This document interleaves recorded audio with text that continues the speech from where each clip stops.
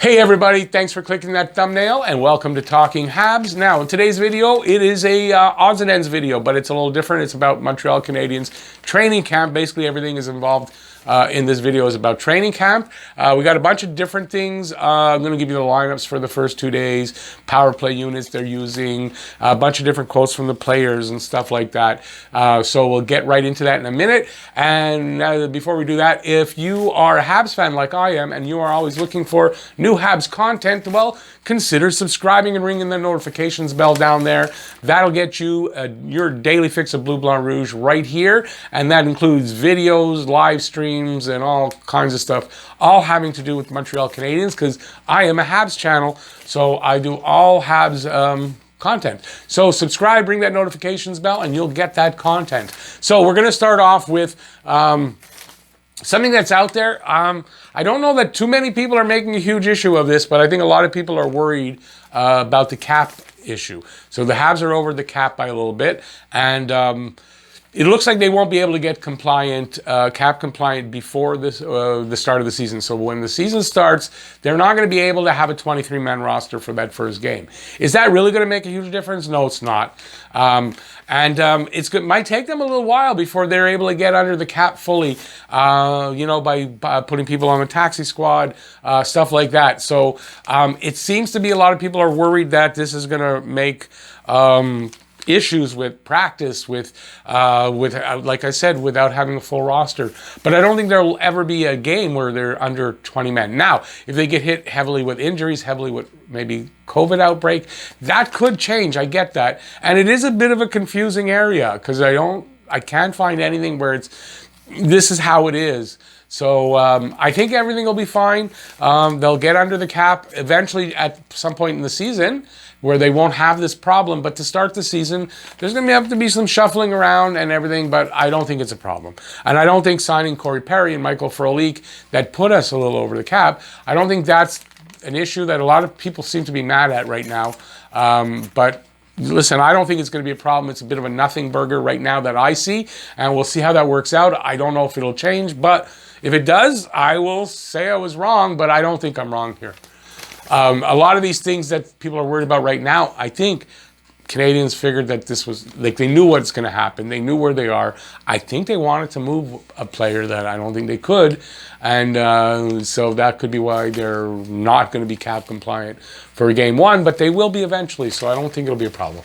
Next up, new division names. So we already had new division names in that with all the realignment. They just went East, West, Central, and North, or all Canadian, depending on who you are. But now they've added corporate sponsorship to that. So what we have is the West Division is also the Honda Division. So the West Division, Honda? I don't know how they're going to call it, but Central Division is being sponsored by Discover Card. So Discover. And the East Division by Mass Mutual, which is either like a big conglomerate of churches, or it's an insurance company. I'm pretty sure that's what it is. North Division will be Scotia, which is for Scotia Banks. So the other thing is that the helmets are all going to reflect these sponsorships. So each division is going to wear the division sponsors logo on their helmets. It's nothing big. I've seen pictures of it. Not really a distraction to anybody. I don't see why. I think anybody who's distracted or upset by these logos, maybe you got nothing else going on in your life. I mean, I don't see why this would upset anybody. Logos will appear on the helmets for these, and quite frankly, they needed the money. The league needs as much revenue coming in as possible. They have to open up new streams of revenue. That's one of them. Gallagher and Suzuki impressed by Josh Anderson.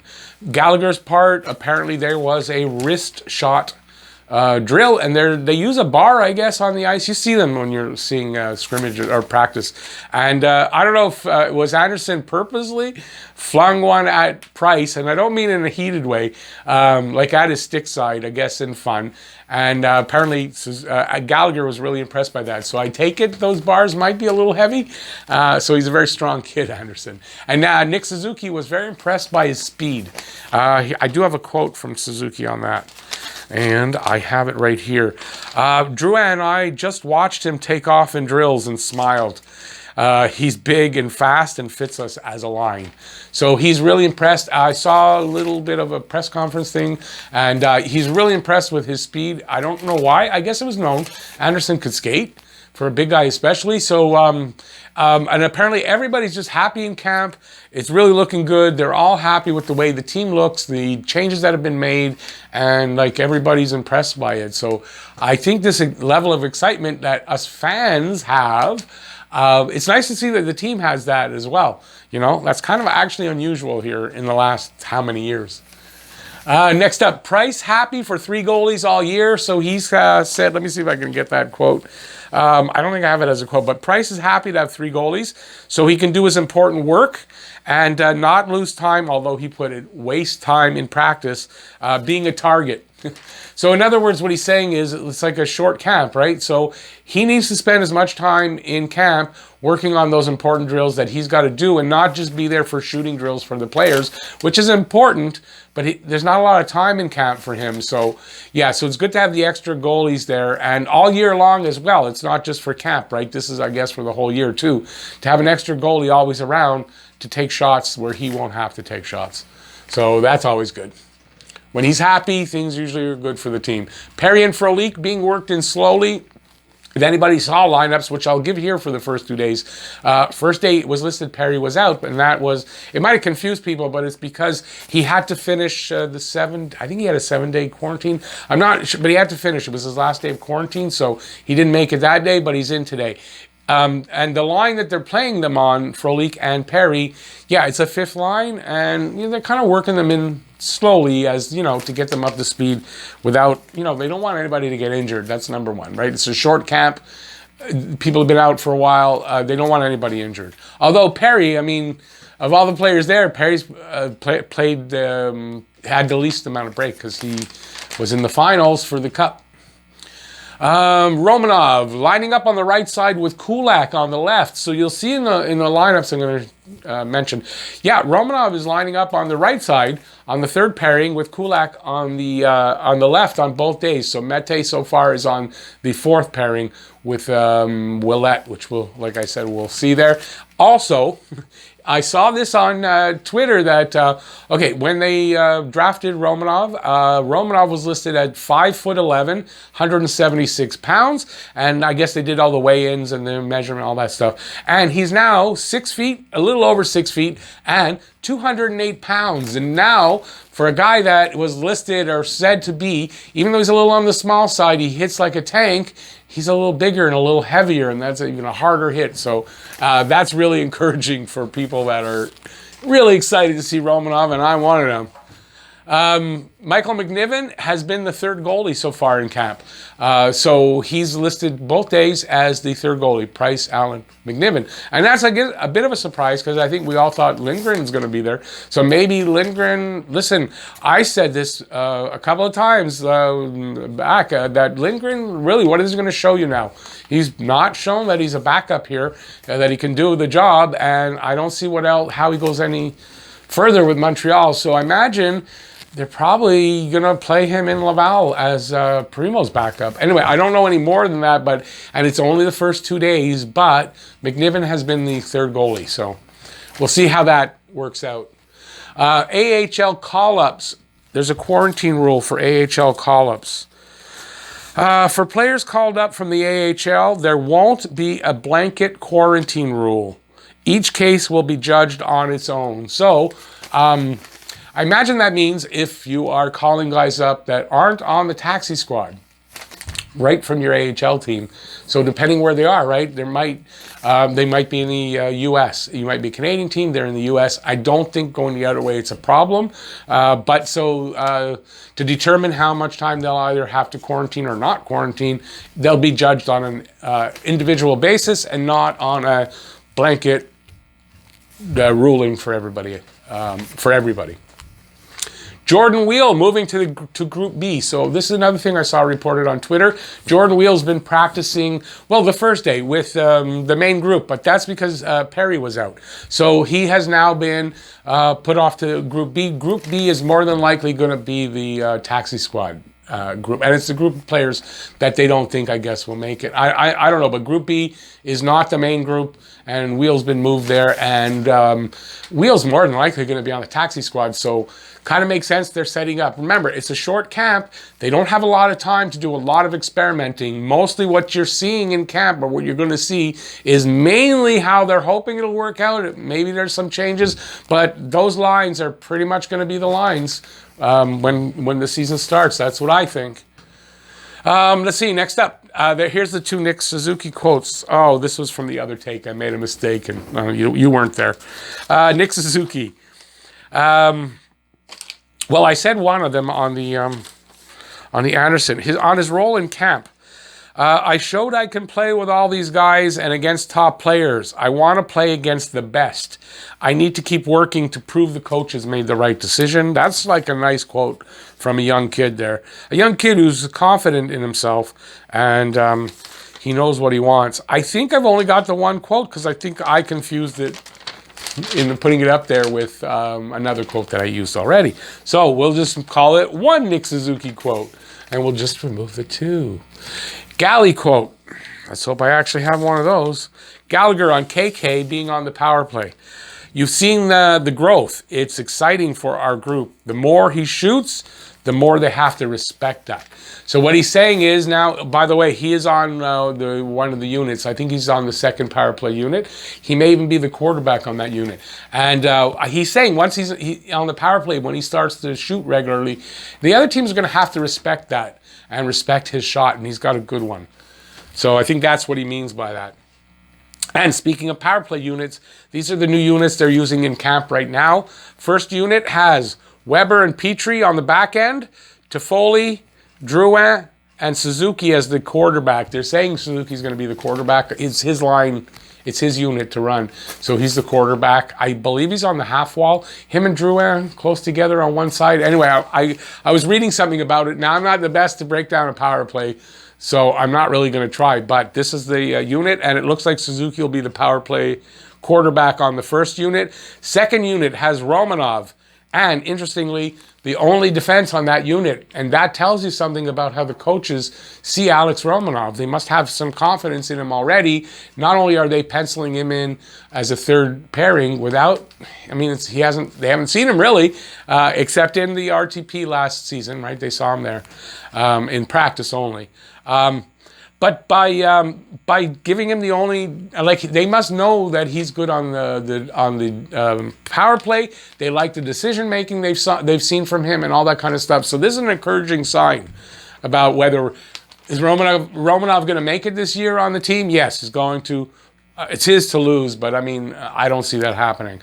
So it's Romanov, Tatar, Gallagher, Anderson, and you got to figure Anderson in front of the net, being the net presence, right? And KK. And it looks like KK is going to be the power play quarterback on that unit. So I'm not 100% sure on that, but it's looking like that from what I can gather.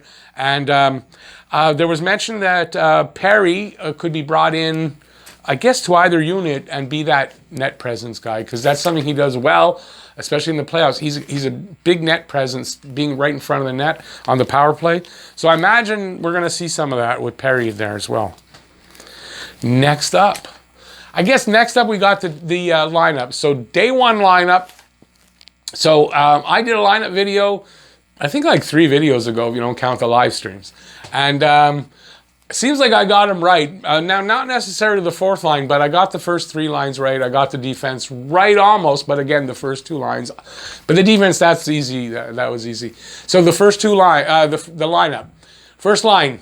Tatar, Deneau, Gallagher, which I said, I don't think that line changes. It's your top line. I think that's how you start the season.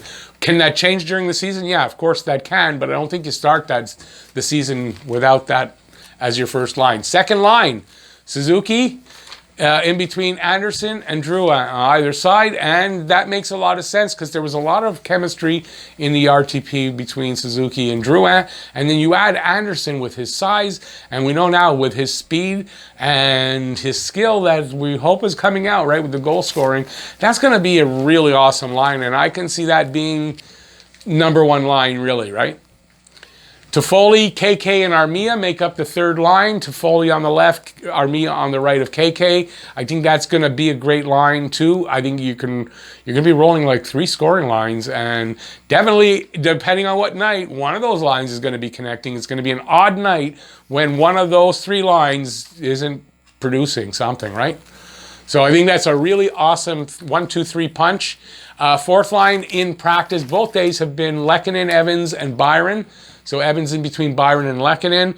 I had Lehkonen and Evans, but I think Perry, I really do. I think Perry slots over there. I think something's going to break with Byron. There's either going to be a trade or he's got to be put on the taxi squad because they need relief from his salary. They do.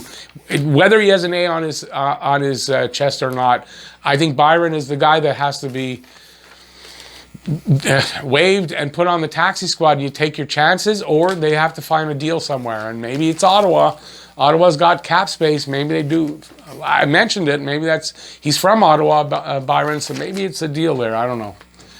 Now the fifth line in the first day was Poehling, Wheel, and Frolik, and that's because Perry was out.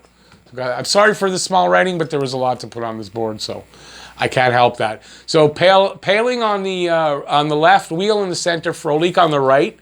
Now, day 2 changes. There's only been 2 changes from day 2. And that, just to point it out, is that Poehling was in the center on line 5, Frolik on the left, Perry on the right. So, that's it. But now Evans, I think, will be your 4th line center. And I think you kind of look at it. Evans is on the 4th line listed in camp, Poehling on the 5th. So I think it's Poehling's job to have to win and Evans' job to lose. So let's go now. Defense. Sherratt, Weber, which we all knew. Edmondson, Petrie, which if anybody thought Romanov was going to get that spot right away, it's not happening. And I didn't think it would. Kulak and Romanov as the third pairing. And that's the surprise for me, is that Romanov is on the right side for both days. So maybe that's where they're looking to play him. I mean, it's kind of unknown. We haven't seen Romanov before, right? And the interesting thing is it's Kulak both days in and Mete on the 5th or on the 4th pairing with Ouellet. So that's it. There's no other changes. The other change is Wheel being moved to the Group B. So he is no longer on the 5th line there. He's going to be practicing with Group B. I don't know exactly what that means, but it means he's not with the big boys, I guess.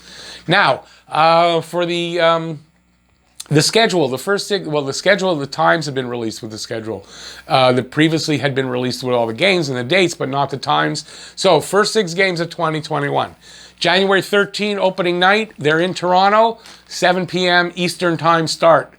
For the next 2 games, on the 16th and the 18th, so they get 3 days in between, they're in Edmonton, and you're getting 2 different times, at 7 p.m.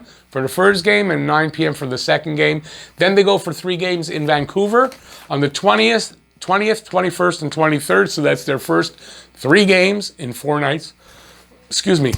And 3 different times. 10 p.m. on the 20th, 9:30 on the 21st, and the 23rd is a Saturday, and that'll be a 7 p.m. start. So there you go. That's pretty much everything I've got for you in this odds and ends. There was a ton of stuff to put in here. I could have gone another 20 minutes, and you see we're at 18 as I'm saying this now. And yeah, so I'll try to maybe do another one, maybe again tomorrow. We'll see how that goes. But I hope you enjoyed it. If you did, please give a thumbs up. And if you're new to the channel or you have not subscribed yet, please subscribe, ring that notifications bell. That's going to get you your daily fix of Bleu, Blanc, Rouge right here at Talkin' Habs. So thanks for watching, everybody. I really do appreciate it. We got the big game tonight, gold medal game, Canada versus the U.S. I'm going to be live streaming that at 9:10 if you're interested in checking that out, although it's not that far away right now. I'm filming this a bit late. So yeah, thanks everybody for watching. Stay safe out there. Peace out, y'all, and I'll see you next video.